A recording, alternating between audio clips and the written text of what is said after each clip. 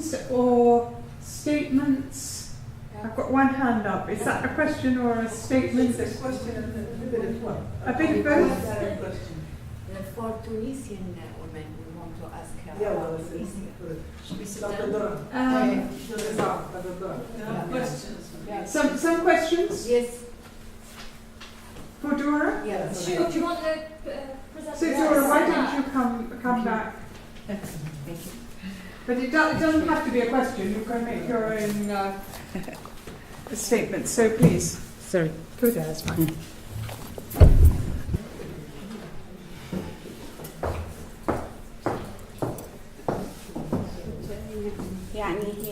I'm sorry, there is a lot of things I want to tell, but one thing I want to ask you about, did any, can I imagine that there is revolution and there is something change, and is a magic to change everything?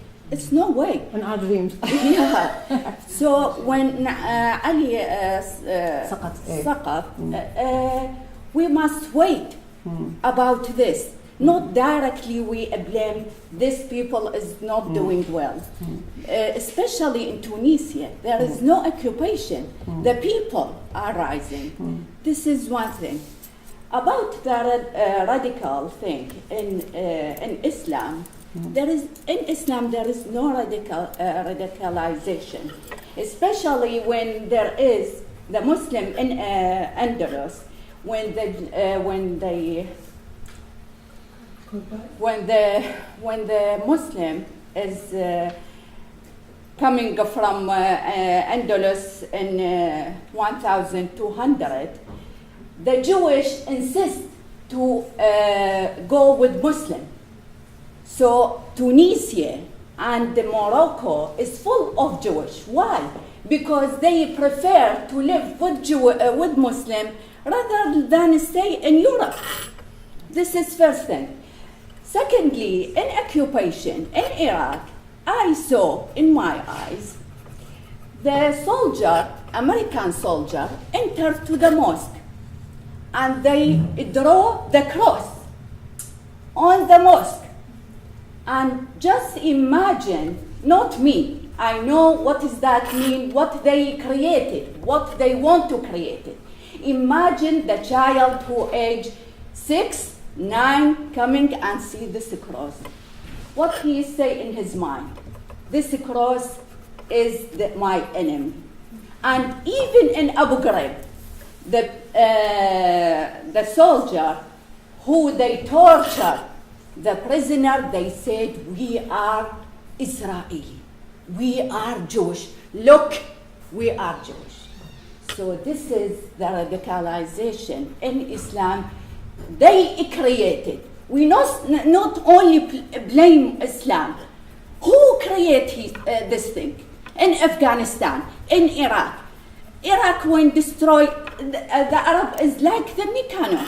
So don't blame about only Islam. No. Islam is, we already with, and Mosul is full of Jewish and Christian and Muslim and Yazidi. And look what happened. Yeah. And the Mosul, especially, the people are very religion, Islamic religion, but they respect all the people. Thank you. Nazli, maybe you want to come back. Okay, so I'm going to ask Dora and Nazli to respond roughly across the board of all the questions. And thank you everybody for the questions. So Dora, do you want to... Go back to the question of religious diversity, which is part of our history, but it was instrumentalized by Ben Ali. The minorities were protected the same way that women's rights were protected by the system, as long as they didn't deal with politics. So a woman or a Jew in Tunisia, if they said something about Ben Ali, they would be tortured exactly the same as anybody else. But they were used by Ben Ali to show his picture of diversity, secularism, this kind of respect of diversity. Tolerance was the word, yeah? But actually, People don't know their history in Tunisia, so they're not aware of their heritage. They don't know, history. I mean, history where people are not educated. We talk about edicide when we talk about what's happening in Iraq, but actually in Tunisia, dictatorship has been doing that to its own people. So, the government, the Ben Ali system wanted to create technicians to work for example, call centers and things like that, but not people who think, yeah? As for understanding, mutual understanding, etc., the new constitution, in spite of, I am not going to pretend I'm somebody else. As I said, I come from a very religious Muslim family. I'm a Muslim myself, but I am against political Islam. I cannot accept political Islam. It's something, I have seen it at work. I know what it can do and what it has done in Tunisia, and hopefully the truth will come out. Yeah. So this is me being very clear about who I am, because I stand somewhere. Yeah.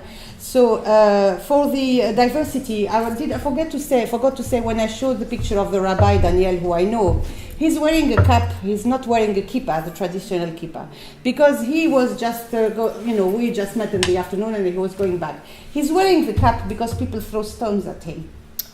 So if هو عربي مثلي يحكي عربي خير مني. I lived abroad here and there. He never left Tunisia. He speak يحكي عربي خير مني. Voilà. So he wears the kippah, the cap, because he's Tunisian like everybody else in the streets with the cap. But if he wears the kippah, he gets stones thrown at him. So, I mean, not everybody would do that, but some people do that. It's the Tunisians who are. And the discourse of the post-dictatorship has been putting forward this idea of, redemption would come from Islam, Arab language only, and everything will come, everything would be sorted out. I know, like my daughter said, and it's a very strong point, that the Islamists have been, the political Islam has been victimized, tortured. I mean, the abuse that Ben Ali has done to the people. I mean, all these people are traumatized, and they ended up being ministers in the new government we had after the revolution. They are traumatized. They've been raped in front of their children. Their wives have been raped. I mean, the sexual torture that they were experts at. The psychological torture. You have no idea what that system did. Yeah. So of course, these people are traumatized. You have to be aware that in the justice and reconciliation, and of course we have leftists. We have all sorts of people who are in the political opposition. Anybody was an opponent. You were not with Ben Ali. You were an opponent. Yeah. So actually, the only people who ask for compensation, money, are the Islamists. The others, who have been tortured, put in jails, kept away from their children 40 years in the hole, because also it was happening under Bourguiba as well, all these kind of things. They never asked, they did it because they believed in the values they fought for, and they sacrificed themselves lil watan, for their country, for their people, for the future of their people. They did it. We have people who do that. Yeah, that's our people. We have these people, not only people who betray and torture Iraqis. Unfortunately, they exist like everywhere. But we have heroes as well. اللي أخذوا فلوس من عند the commission for الإخوان وبس. They all came with horrible stories and everything, of course, but they wanted compensation. And there was money, and they asked for lots of money.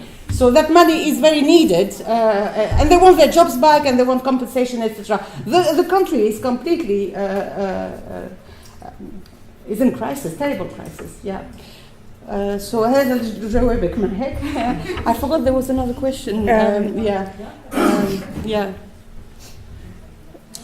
From Nadia, It was about what really has changed. I think there are lots of things that have changed. Yeah, we have witnessed in Tunisia the birth of the civic society. There is the birth of the مجتمع مدني. ما كانش موجود. We didn't have that under either Bourguiba or Ben Ali أبدا, and certainly not under the colonial rule. Okay, so yes. There are some dodgy things going on, yeah, but there is also a movement from a ground movement. For example, because the revolution didn't arrive like that. I know it was, there was the Bouazizi thing, but we have a history of political resistance. For example, in the how do you say that? The mines, where we have phosphate, we have a tradition. And the union, we have a very, very strong unions. So we have unions who actually often had to collaborate with the regime, but nevertheless fought for the rights of the workers. And we have a tradition of resistance for the workers. So it does exist in Tunisia. And that was repressed and was often underground, etc., but it was there. And these people were put in jail, etc. But after the revolution, what has changed? We have freedom of expression, which means that actually I can speak like this in places in Tunisia, but you can hear also fantasies about, this delirium about the Islamic paradise that we will build on this earth, yeah? So give me 4 women and let me be a man because that's what God wanted me to be, and that's my right, and I can marry a girl of 9 and all this kind of rubbish. That's freedom of expression as well. Yeah. I understand that, but Yeah. the radicalization Yes. of Islam Oh, yes. is a result Yes. of the West intervention. Oh, yes, in definitely. Iraq. Well, Yes, we yes, have yes. to agree on that. But I mean, the Gulf has been very active in Tunisia. Qatar has been very active in Tunisia as well. There was money and Qatar giving money for Islam, for all these kind of things, funding the Islamists. As in Gaza. As in Gaza, yeah. As in houses don't get rebuilt, but there are lots of new mosques. Afwan. No, it's not good. They are very dodgy, these people. I mean, we are their Disneyland. They're buying Tunisia to have fun. And they are funding. They don't want democracy. I mean, we would be an example. We are given sometimes as an example for a successful thing. I can tell you it's not successful. It's very disturbing what's going on because there are very dark forces that we can see. And you can see intention of fragmentation, intention of destruction, intention of repression. All this is there. But still, So it is yeah. not only the radical Islam. It is also something to do with social, economic, Yes, but unemployment, certainly. and poverty. Yes. So there are a lot of But I wanted to say Ben Ali left, but the system stayed. 1 out of 4 was an informant. Well, do you know what is the country we had? We had a police state everywhere. 1 out of 4 was getting paid by Ben Ali to police to inform. They are there. And actually, when we were talking about the rubbish, I know there is this stuff about the rubbish, but you know about the rubbish crisis in Lebanon. I think somebody is punishing the country for the intention to create democracy. There is an intention to punish, because all these people, they were on a payroll with Ben Ali. They had so many privileges. And there is something that is very disturbing that is going on. Yeah. Yeah. Sorry, can we just have Nazli just to have a moment and then you come back? I have to first say, for the first time, the room is not arguing about Iraq, but about Tunisia. How refreshing. I'm joking. No, it's not. It's very, very relaxed. We learn from each other. Yeah, no. Yeah. So, on the comment of the situation for women, which was partly, it was like in your question. So we have in the Constitution, the American vetted Constitution that was brought in 2003 under an illegal occupation. It was stipulated that 1/4 of Parliament had to be women. However, I'd like to point out that those women have done nothing for the lowest strata, the poorest strata in Iraqi society. I think just last week, a member of the State of Law came out and said that we should be encouraging our men to marry more than one woman. Yeah. So they were encouraging polygamy. Why? Because of the rate of widowed women that has reached anywhere between 3 to 4 million. It's almost that we've taken one step forward and light years back. Not 2 back, light years. There is also an enormous increase, a spike, if you like, in northern Iraq, in Kurdistan, of honor killings, which seems to slip beneath sort of the mainstream net. No one wants to talk about it, but honor killings is on the rise. Why? Because women would like to make an individual decision for their own to marry the man they love, and that's forbidden because of the re-tribalization of these areas, although they're being modernized. And again, the money is not trickling down from the top. It's being pocketed by thieves who seem to own properties in London, a lot of them at least. And also I'd like to just point out that because a lot of us follow mainstream news, so a story that grabbed my attention a month ago, maybe also was brought to your attention. It was the Ana Mujtama, the Iraqi woman that decided that she was going to ride her bicycle in the streets of Baghdad. Everyone thought it was really great, and I continued sort of to dig deeper and deeper. And these women are doing something incredible, but I often think that it only serves the top layer of society.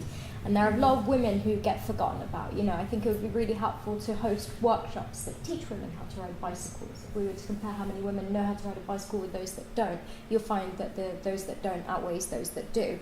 And often the Western media wants to look at Iraq through rose-tinted glasses. It wants to tell us that everything is okay. Success story. Yeah, it's a success story, that we have المشروع السياسي نجح. لأن إحنا نصبنا. But that's not true. There are lots of cracks.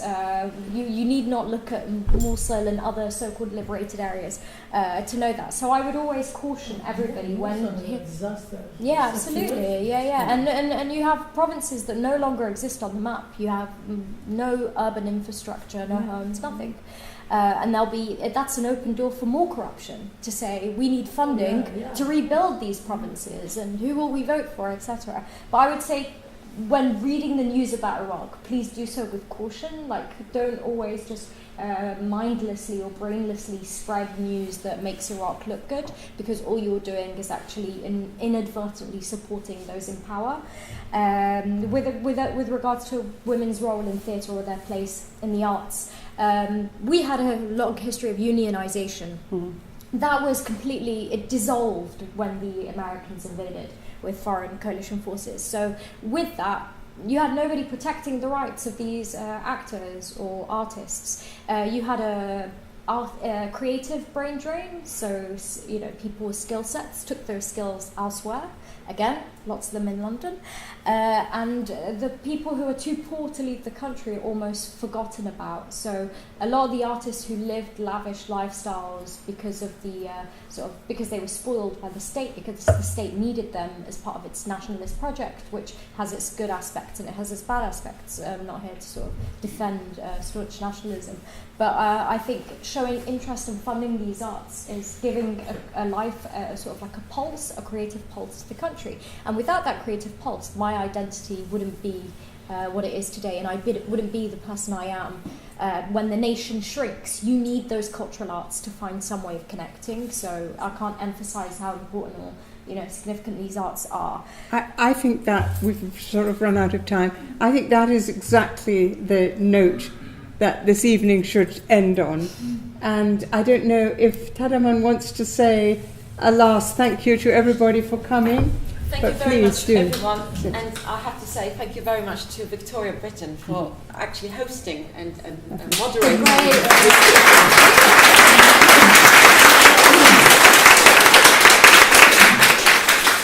I think it was a lovely evening, and thank you so much. Oh, that's so sweet of you. Thank you very much. And I think it's the whole evening and the wonderful speeches and the poems and everything, and the lovely, lovely music and your photographs have definitely raised our spirits and left us to leave and go home in a much better mood than we arrived in. So thank you for inviting us, and thank you for everybody. Thank you.